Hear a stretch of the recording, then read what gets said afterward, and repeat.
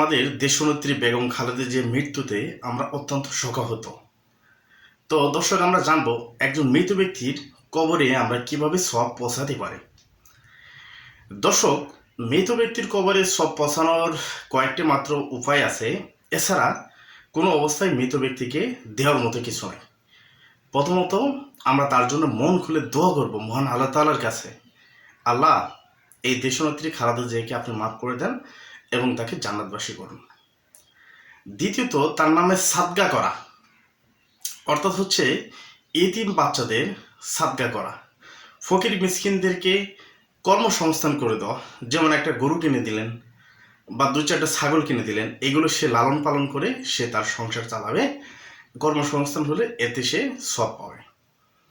তারপর হচ্ছে সেই মৃত ব্যক্তির নামে কিছু গাছ রোপণ করে দেওয়া, এবং সেই গাছের ছায়ায়, অর্থাৎ গ্রীষ্মকালে যখন গরম হবে এবং এই গাছের ছায়ায় যারা বসবে সেখান থেকে সওয়াব পাবে, বা এই গাছের ফল মানুষ ভক্ষণ করলে সেইখান থেকেও সওয়াব পাবে।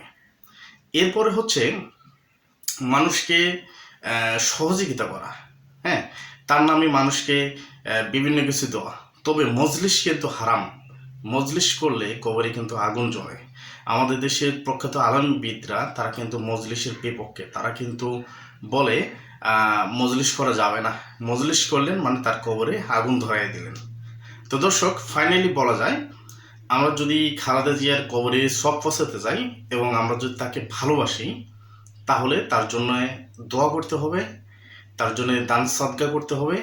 এতিম বাচ্চাদের সহযোগিতা করা যেতে পারে, বা যেসব বাচ্চারা পড়ালেখা করতেছে টাকা পয়সা নাই, তাদেরকে যদি সহযোগিতা করা হয়, বা কোনো মানুষের যদি এই ওসিলে কর্মসংস্থান করে দেওয়া হয়, এতে কিন্তু তার কবরে সওয়াব যাবে। তো বন্ধুরা, এগুলো কিছু উপায় আছে। এছাড়া আসলে মৃত ব্যক্তির কবরে সওয়াব পৌঁছানো যায় না। আমাদের অনেক নেতারা দেখবেন যে গান বাজনা করে, একই সাথে দোয়া মাহফিল, একই সাথে গান বাজনা। কত বড় ভুল কাজ! একই সাথে হারাম কাজ, একই সাথে আবার হালাল কাজ করে। তো এগুলো করা যাবে না।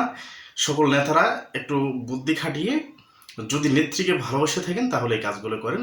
নেত্রী কবরে সওয়াব পৌঁছাবে ইনশাআল্লাহ।